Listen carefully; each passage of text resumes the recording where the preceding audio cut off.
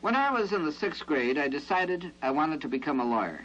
That's why, when I entered high school, I was interested in such subjects as mathematics, to help me think logically, history, to help me understand the past and present and project into the future, English composition, to give me the opportunity to express my thoughts and philosophy, and psychology, to give me the understanding of the functioning of the human mind. I joined the debating club at Shanghai, primarily to become an expert in argumentation.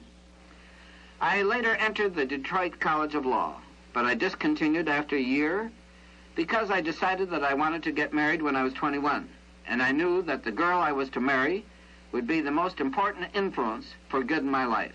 That's true, of course, of everyone. A husband or wife is the greatest environmental influence for any man or woman. I dropped out of law school because I felt I couldn't make a large enough income as a lawyer until I was at least 35 years of age. It's unethical for a lawyer to solicit clients. But as a salesman, I could call on all the prospects I wanted to. My income would be contingent upon my ability and its application, and I knew I could sell.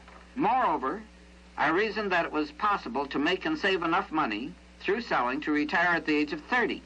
Go back to school, study law, and enter a legal and political career.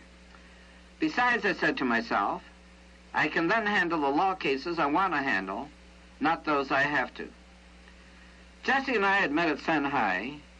Our courtship and my love for her can be expressed by the words of Mary Carolyn Davies' song, Why I Love You. Why do I love you?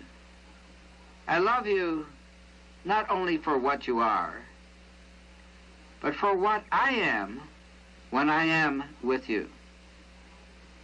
Not only for what you have made of yourself, but for what you are making of me.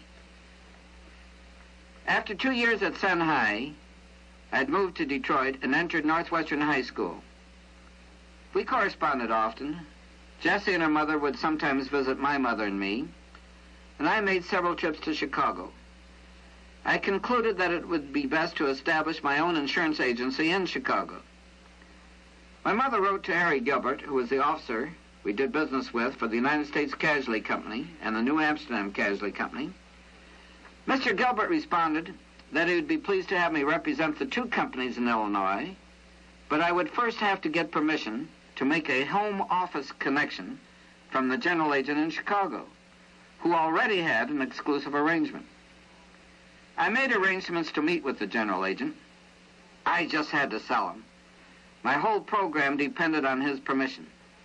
But I was a salesman by vocation, and I knew from experience that if you want something, you have to go after it. The general agent was very courteous, and I'll never forget what he said. I'll give you permission, but you'll be out of business in 6 months. It's difficult to sell in Chicago. If you appoint agents, you'll have nothing but trouble, and you'll lose money. I'll always be grateful to him for not interfering with my opportunity. So in November 1922, I established my agency under the name of Combined Registry Company. My working capital was $100, but I was debt-free, and my overhead expense was low, since I rented desk space at $25 a month from Richard H. Pickering. Mr. Pickering was a real inspiration to me, and he was most helpful in giving good advice. For example, when it came to having my name on the lobby directory, he asked me, "How do you want your name listed?" C. Stone, I responded. At school, and up to that time, that was the way I signed my name. "What are you ashamed of?" he asked. "What do you mean?" "Well, don't you have a first name and a second name?" "Yes, William Clement Stone."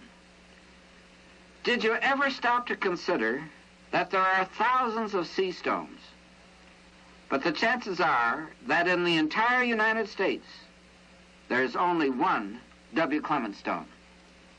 This appealed to my self-esteem. Only one W. Clement Stone, I thought. And ever since, that has been the way I signed my name. The wedding was set for June. I wanted to acquire as much cash as I could before then, so I didn't waste time. On my first day, I worked on North Clark Street in Rogers Park, within a few blocks of the place where I was staying. I made 54 sales that day. Then I knew that Chicago would be an easy place to sell in, and that I would be in business for more than 6 months. I was motivated to work hard to establish my business and get the money I needed to marry the girl I loved. This is understandable, for you may use reason to motivate yourself and appeal to reason to motivate others, but the inner urge of your feelings, emotions, instincts, and ingrained habits give you the go power that puts you into action.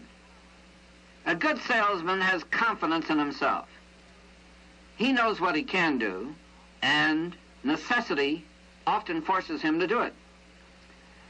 While I was engaged in personal sales, my earnings were what many considered exceedingly high. Yet it seemed there was always a need for money.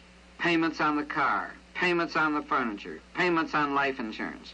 Perhaps it was because I bought what I wanted, then had to work like blazes to pay for it. I'd leave home in the morning with very little cash, for I knew I'd have substantial sums by the end of the day. For example, the first time I worked Joliet, Illinois, I arrived at 8:30 in the morning with 10 cents in my pocket. That didn't bother me. On the contrary, it inspired me. I checked into the Woodruff Inn, then walked across the street and had breakfast, a hot dog and a glass of milk. There's been inflation since. Joliet was only 40 miles from my home, yet I took the train instead of driving and stayed at a hotel instead of returning home each night. On the train, I'd relax, for I had developed the ability to sleep anywhere at any time under almost any circumstances.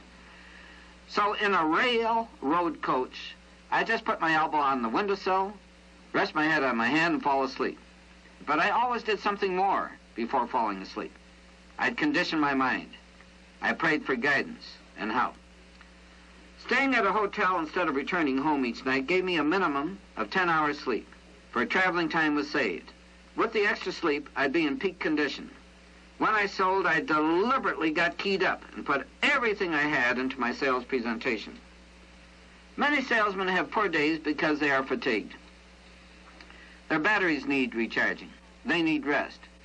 But when I called on my prospect, I was rested. Again, before I called on a prospect, I conditioned my mind. And when I made my sales presentation, my energies were concentrated on one thing only, the job at hand.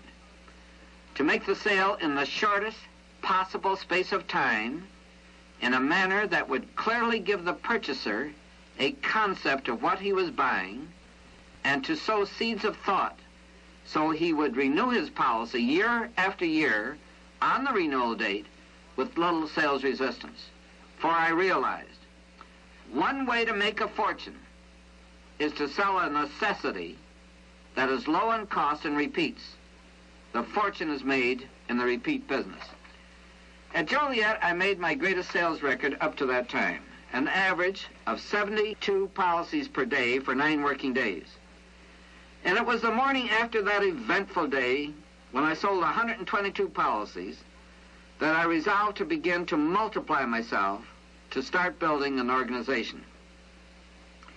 At the end of that day, I was happy, but tired. I went to bed earlier than usual, and that night I sold policies in my sleep. The next morning, I realized I had reached my peak in personal sales. At breakfast, I reasoned.